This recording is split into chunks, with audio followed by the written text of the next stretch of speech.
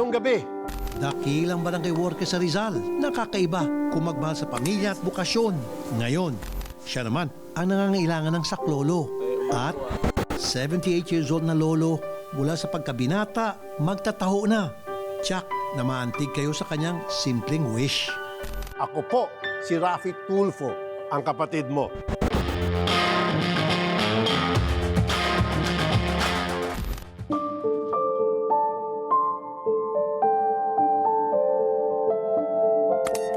Marami nang napagdaanan si Belinda bilang tagapaglingkod sa kanilang barangay. Pero hindi niya inakala na ang magiging pinakamalaki niyang pagsubok ay sa kanyang kalusugan. Halos hindi matimpla ang mukha ni Belinda habang tinitingnan ang resulta ng kanyang laboratory test.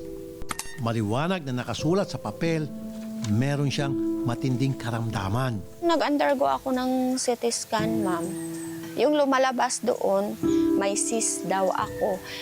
May bukol daw ako sa liver. Hindi siya ma-detect kung anong klase na bukol. Sabi na sa ER, sa surgery, ma'am, wala tayong magagawa kasi gano'n na talaga yun. Kasi nga may cancer ka. Takot na takot si Belinda. Hindi siya makapaniwala na sa pagkakataong ito, siya naman ang mangangailangan ng tulong. Sa sitwasyon ko ngayon, ma'am, sobrang hirap talaga, ma'am, kasi baon na ako sa utang, bukod pa niyan. Pag-aaral ng mga bata na aapektuhan. Sobra as in, ma'am, hindi ko po mapaliwanag po, ma'am. Sobrang kahirapan ko po ngayon, ma'am, gawa. Wala na din akong trabaho, dito na lang din ako sa bahay kasi na tulad ngayon, sunod-sunod yung punta ko po sa ko. Tala, kaya sobrang hirap po talaga, ma'am, sa sitwasyon ko ngayon. As in, nahihirapan po ako, ma'am. Social worker sa barangay Macabud, Rodriguez, Rizal, si Belinda. Takbuhan siya ng mga kabarangay niya na nagpapasaklolo pagdating sa mga pangangailangan medikal. Check-up man yan, gamot, maging ang mga kailangang ipa-opera. Simula nung nagkasakit ako sa puso, ma'am, tinulungan ako ni Kagawad Ria na manghingi ng mga financial assistance kung saan-saan, guarantee letter, hanggat sa natuto ako, ma'am.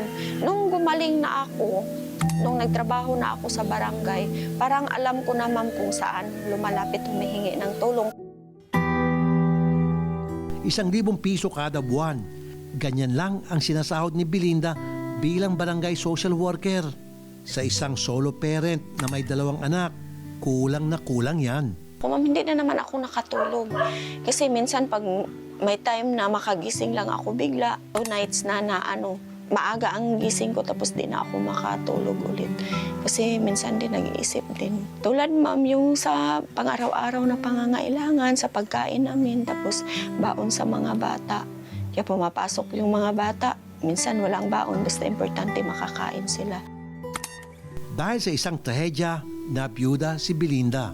Ilang taon yung anak yun nung nawala si Miss Nel? Maliliit pa po, ma'am, is yung panganay ko po is 6 years old. Tapos yung bunso ko po is 4. Pero dumating din ang araw na muling magbabalik ang mga ngiti ni Belinda. Yan ay nang makilala niya si Cecilio. Tulad ni Belinda, matulungin din si Cecilio sa kapwa. Kaya naman, nagustuhan agad nilang isa't isa. Pero aminado rin sila na ito rin ang nagiging dahilan ng pagtatalo nila. Minsan kasi, sumusobra raw si Belinda sa pagtulong. Sa gawan niya, sa ano niya. Tumutulong siya sa ano niya, yung nangangailangan talaga pag ng tulong. Insan ba pinagtatalunan niya yan? Pinagtalon talaga kami dyan yung pag-uwi na ng gabi. Yun talaga kasi alis dito ng madaling araw tapos uwi ng hating gabi. Tapos sabi ko, may karamdaman ka, wag naman ganun. Tapos, tama lang. Kasi sabi niya, parang inuuna mo pa yung pagtulong mo sa ibang tao kaysa karamdaman mo. Ngunit para kay Belinda, iba ang saya kapag nakakatulong sa iba. Subalit sa pagkakataong ito, mag-iiba ang kwento dahil siya naman ang nangangailangan ng saklolo. Nakakadurog ng pusong dumapong sakit kay Belinda. May lunas pa kaya dyan? Sabay-sabay nating alamin sa pagbabalik ng Kapatid Mo.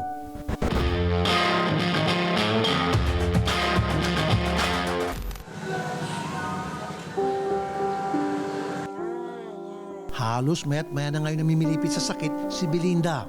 Hindi lang yan dahil sa kanyang karamdaman, kundi dahil na rin sa nahihirapan siyang makapaglingkod sa bayan, maging sa kanyang pamilya. Dito sa kapatid mo, hindi tayo tumitigil sa paghahanap ng solusyon. Kung parang yung hininga ko, ma'am, hanggang dito lang sa ano ko. Tapos yung sakit niya, ma'am, as in, ito talaga yung dito na part yung sakit niya. Tapos yung bloated talaga, yung hindi ako makadigay, hindi ako makautot. At your service pa rin si Belinda. Araw-araw, napakarami ng dumudulog sa kanya. Iba-ibang sitwasyon ng pamilya, maging ang mga katayuan sa buhay. Lahat sila, walang kaalam-alam na mainiinda rin sa kalusugan ng humaharap sa kanila. Cancer talaga yun, kaya mag-pain talaga siya. Tapos yun, simula noon, hindi na ako nakapagtrabaho sa barangay kasi hindi ko na kaya kasi nga umaano talaga yung sikmura ko. Pag-uwi niya sa bahay, mag-aasikaso pa ng pamilya. Lahat ito, kinakaya pa ni Belinda. Pero noon yun. Ngayon, natukoy na mismo ng doktor na meron siyang liver cancer. After reading all of the documents, yung initial na ultrasound na sa tingin nila ito ay simpleng hemangioma na alam naman natin ay hindi ito cancerous. Subalit later on, yung further diagnostic procedures na ginawa, lumalabas ito ay hepatocellular carcinoma, isang uri ng tumor sa atay at nakita nga na may mga nodules pa. Ang hepatocellular carcinoma ay isang mabilis na kumalat na uri ng tumor o cancer. Nagsimula raw ito sa pananakit ng tiyan. Noong una, akala niya nagluloko lang. Pero patagal na ng patagal, hindi na nakatiis si Belinda. Yun na, ma'am, as in, namilipit na ako sa sobrang sakit ng sikmura ko. Bukod sa kanyang tiyan, nananakit din daw ang likuran at tagiliran ni Belinda. Tapos, sinasabayan pa ito ng matinding ubo. Habang kinakausap nga siya ng aming team, bigla na lang naubo si Belinda. Pagtingin namin, may kasama na itong dugo. Pero sabi ni Belinda, hindi niya kailangan magpatakbo agad sa ospital. Sa ngayon, ito raw ang kailangan niya, ang nakaabang na oxygen tank sa tuwing sinusumpong siya ng mga sintomas. Idinadaan na lang niya ito sa pag-inom ng pinakuloang luya o salabat. Pero sadyang may sintomas na hindi na kayang inuman ng gamot. Ang pananakit ng kanyang lalamunan hindi na humupa, kaya labas-masok na rin siya sa ospital. Kami na mismong dumulog sa doktor kung paano ba talaga dapat ang gamutan ni Belinda. Kailangan kausapin yung doktor kung kakayanin pa ang operasyon dito, yung pagtatanggal ng bukol, although ito ay delikadong uri ng operasyon dahil maaaring duguin ito. Pangalawa, may mga doktor na maaaring mag-suggest ng chemo and radiation. Subalit, kailangan i-consider din natin yung quality of life ng tao. Hindi porke isasubject natin siya sa surgery, chemo and radiation means mapapahaba yung kanyang buhay o mapahaba man kahit papaano, pero ito ba ay quality na buhay? Sa ngayon, pinakamahalaga raw ang gamot at ang magawa ang iba pang laboratory test na kakailanganin. Kaya naman, sinagot na yan ng kapatid mo. Dahil hirap makakain, inirekomenda muna ng doktor na gatas muna ang pagkain ni Belinda. Kami na rin ang bahala yan. At dahil nahinto sa trabaho si Belinda at wala pang mapagkunan ng panggastos, nagdala na rin kami sa kanya ng konti pang tulong at iba pang kakailanganin sa buhay. We will not just focus on extending, but we are also focusing on how to share what we have. Sobrang hirap ng pinagdadaan ganun. And what we can do is to pray for her. Maraming salamat po sa grocery at sa Pincom po. Sir Rafi, maraming salamat po sa tulong niyo po sa akin. Gaya ng ibang lumalaban sa matinding karamdaman, hindi rin ito madali para kay Belinda. Pero pinipili niyang magpatuloy sa buhay araw-araw dahil na rin sa kanyang mga mahal sa buhay. Hirap talaga, hirap. Sa naramdaman, ang pakiramdam ko hirap. Kasi, pumupunta kami ng ospital, walang-wala kami. Kung wala ang barangay sa amin magsiservice, di talaga kami makapunta. Nagtatanong lang ako. Siyempre. Kaya, emotion to. Sana, gagaling siya sa pinagdaan sa ano niya, sakit niya. Magpatatag lang po siya lagi. Tapos labanan niya po yung sakit niya kasi andito na po kami.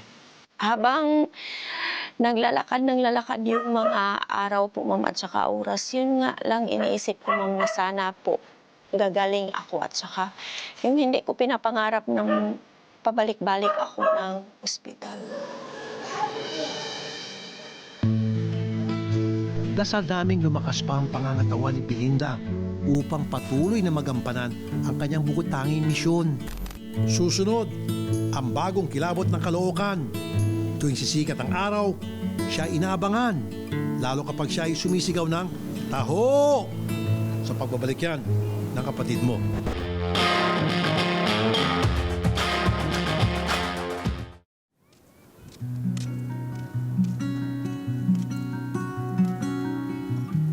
Giniling na soya, sago at malapot na arnibal. Yan ang mga sangkap ng isa sa paboritong almusal ng mga Pilipino, ang taho. Dito sa May Paho, Caloocan, alas 7 pa lang ng umaga, blockbuster na ang bumibili sa magtatahong si Salvador o Tatay Ador para sa kanyang mga suki. Ang mga bata naguunahan sa pagbili. 78 years old na si Tatay Ador, pero ang kanyang mga ngiti mas matamis pa sa arnibal ng kanyang taho. Tubong Pangasinan si Tatay Ador. Dekada 60 nang lumuwas siya sa Maynila kasamang kanyang ama. Ang una niya naging trabaho, construction worker. 14 lang ako nung napunta ako dito sa Manila. Akong panganay na lalaki. Sinama ko ng tatay ko dito. Halo ng simento dati. Kaya hindi ko kaya. Pabigat, pagka magdala ka pa ng bato sa kabuhangin, wala. Nahihirapan ang katawan ko. Pagtungtong ng 19 anyos, natutong magtinda ng taho si Tatay Ador. Nag-asawa ko 19, nagkaanak kong 2, lumipat ako sa taho. Dito na nag-aapo. Suma total, nasa 60 years na ring magtataho si Tatay Ador. Lahat nasaksihan na niya. Mula sa pagbabago ng kalidad ng mga sangkap at lalong-lalo na sa presyo. Pwedeng 15, pwedeng 5 centavos, 10 centavos. Ang mahal na ngayon. Yung pinagkamalaki, 20. Mayroon din maliit, 5 piso ganito. O may 10 piso, kanya, 10 piso. Ang mga anak ni Tatay Ador, napamahal na rin daw sa taho. Wala naman po akong masabi sa tatay ko kasi unang-una, siyempre, siya po yung magulang na tinaguyod din kami kahit paano. Natapos kami ng high school sa pagtitinda ng taho. Yan po yung taong masipag po talaga. Kaya hanggat ngayon, hindi niya pa rin maiwan-iwan yung pagtitinda niya kasi siguro niisip niya doon na kami na buhay, lumaki kami na maayos. Kaya wala akong masabi dyan kasi mabait ng tatay yan, mapagmahal. Sa sobrang pagmamahal nga nila rito, ang panganay na si Alex at bunsong anak na si Sammy, ito na rin ang hanap buhay para sa kanilang mga pamilya. Like father, like sons, ika nga. Matagal na rin ako. Ganon din ang taon yun. 31 years na. Nagtinda. Si tatay, parang nadatnan namin na nagtitinda. Ganon kami natutos. Sabi ko, walang pagkakita na iba. Siyempre, dyan na lang ako magtitinda para mabuhay yung pamilya ko. Mula nung nag-asawa po ako, kaya wala naman pong hanap buhay na yun ang naisip kong pagkakakitaan, yung pagtataw na vendor. Kaya yun, 12 years na rin ako nagtitinda, ma'am. Diyan na rin po nabuhay din yung mga anak ko kasi lumaki na rin po sila.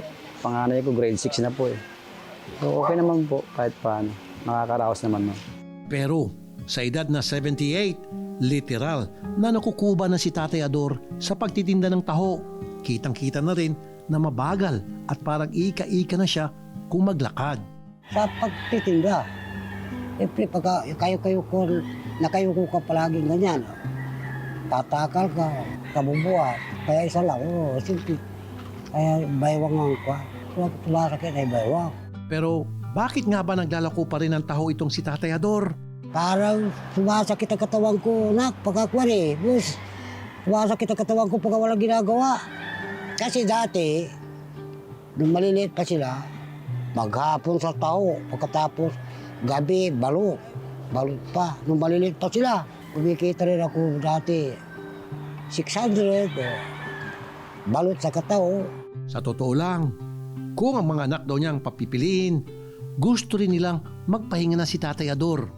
Pero iba kasing namamalas nila sa mga mata ni Tatay Ador sa tuwing ito ay nakakapaglako. Mainit at nagdadala ng ngiti na tulad ng unang lagok sa isang baso na punong-puno ng taho. Pag di po siya nagdita, manghihina po yung katawan niya. Kaya parang yun po yung exercise niya magtinda para yung kalakasan ng katawan niya.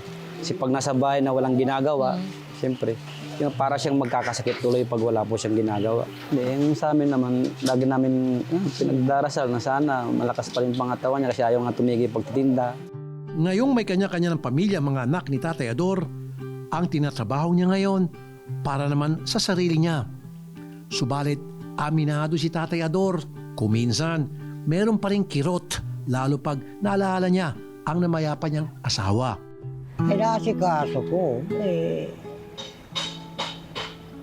mula nung nagkasakit, di ako umalis sa kasi may ipon akong konti.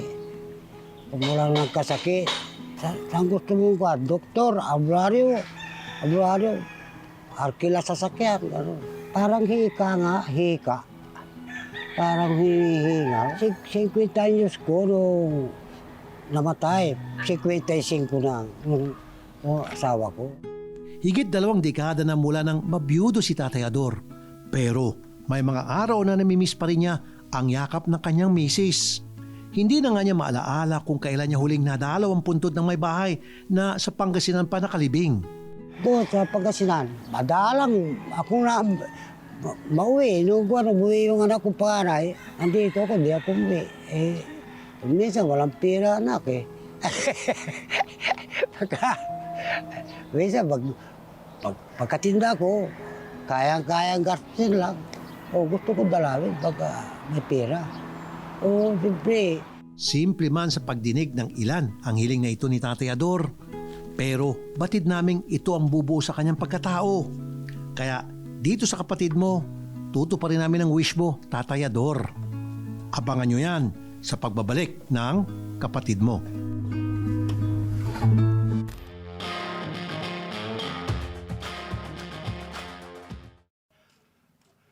Oy! Oy! Kung ganyan ang sigaw ng nagtitinda sa'yo, ano sa tingin mong kanyang paninda? Sa kanya, taho. Bakit nga ba kasi hindi lang taho ang sabihin? Halimbawa, suki ko ito. Oy! Oy! Basta dito ko yan, oy! Nandiyan na si mga to, sabi ko. Oy! Sabi ko, nandiyan na si ko, pababa na sila. Tumanda na ako dito kasi. Kaya ako, boses ko lang na nalapit na sila. Oy! Pagka sumigaw ko, oy! Hilabasan na yung mga bata. Araw-araw, pag alas 7 na ng umaga, dito sa may Paho, Caloocan, alam na ng mga residente yan. Ang mga bata, kanya-kanya ng pila. Pati mga nanay-tatay, nakaabang sa pagdaan niya. 6 na dekada ng taho vendor si Tatay Ador. At oo, marami na talaga siyang suki. Sa tagal ba naman niyang naglalako? Di meron yung bata pa lang ngayon, may pamilya na, may anak na yun. Marami na may asawa. Tumanda na sa ibang bansa na sila. Iba, sa Amerika. Bata pa po yan, mga anak namin. Suki na yan, iniiyakan ng anak ko yan. Hindi bumibili yung anak ko ng ibang tao, hindi kayo mga dog lang. Talaga pa ako, wala pa akong anak. Si mga dog, nagtataho na siya. Bata pa lang ako, maliit pa lang ako, suki ko na yan si mga dog. Sa dami ng bumibili, alas 10 pa lang ng umaga, taob ng kanyang taho. Paminsan-minsan, natitsyempo rin siya sa mga paslit na walang pambayad. Pinagbibigyan na lang din sila ni Tatay Ador. Siyempre pagka lumapit, kasi, kain ka. Anong gusto mo? Suya, taho. Ay, mabait, mababigay. Hindi siya marabot. Daig pa nga ni Tatayador ang P-pop star. Sa tuwing lalakad sa mga kalsada, bit-bit ang panindang taho. Pero ang tunay na umiidolo sa kanya, walang iba kundi ang kanyang mga anak. Mahal na mahal po kasi dyan po kami binuhay ng tatay ko. Kaya proud po ako na tao vendor yung tatay ko. Kasi dyan kami lumaki na palaki kami ng maayos eh. Kaya proud po kami na tao vendor yung tatay namin. Kaya sa araw na ito, pang superstar din ang aming sorpresa kay Tatayador. Kinuntsaba namin ang bunsong anak niya na si Sammy para madala namin sa sasakyan si Tatayador. Top secret kung saan kami pupunta. Pero nung nasa expressway na, hindi na rin nakapagpigil ang staff. Saan po tayo pupunta, alam mo? Hindi. Hindi. Napalayo na eh. Malayo na tayo. Di kawayan na natanan eh. Oo, nakita. Tayo pupunta tayo sa Pangasinan. Ngayon, Oo. ay, di lalong maganda, magkapasya. Kasi, di ba sabi mo po, matagal mo nang hindi nadadalaw yung asawa mo. Tagal na. Hindi mo na nga maalala, di ba sabi mo? Dadalawin natin siya ngayon. Hindi agad nakapagsalita si Tatayador. Sa buong napakahaba naming biyahe, hindi rin siya mapakali sa pagkakaupo. Excited ka na? Oo. Tagal na hindi nakakapasyal eh. Tanghali na nang makarating ang aming team sa San Carlos, Pangasinan. 2 dekada rin mula nang huli siyang makatapak dito. Kaya naman, pagdating sa sementeryo,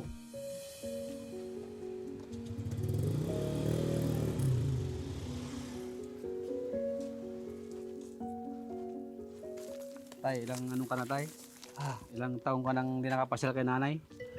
Tagal na. Dekada na no? Oo. Miss na miss kita. Kunsing sa pagka magkapera, babe. Papasyal kita rito. Kasama mo si anak natin Boso. makalipas ang ilang oras, kailangan nang umuwi. Bagamat masaya, ramdam naming bahagya ring nalungkot si Tatayador na malalayo na naman siya sa Pangasinan. Pero hindi pa dito nagtatapos ang aming surpresa. Simula ngayon, regular na siyang makakadalaw sa puntod ng asawa dahil sagot na namin ang back and forth bus tickets ni Tatayador. Hindi lang pang isang biyahe, hindi rin 2 at hindi rin 3, kundi pang 5 taon. Siyempre, sinamahan na rin namin ito ng iba pang mga regalo. Gatas po para sa pampatibay ng buto at vitamins galing po sa Alagang Kapatid Foundation. Tapos meron din po tayong groceries. Ayaw ko Tay, yung ito po. Ayaw ko yung kasi. Galing po kay Senator Rafi Tulfo. Maraming salamat, Senator Rafi Tulfo. Maraming salamat po, Senator Rafi Tulfo, sa binigay niyo pong tulong sa aking tatay. Maraming salamat po sa inyong lahat. Hanggang sa susunod na linggo, ako po si Rafi Tulfo, ang kapatid mo.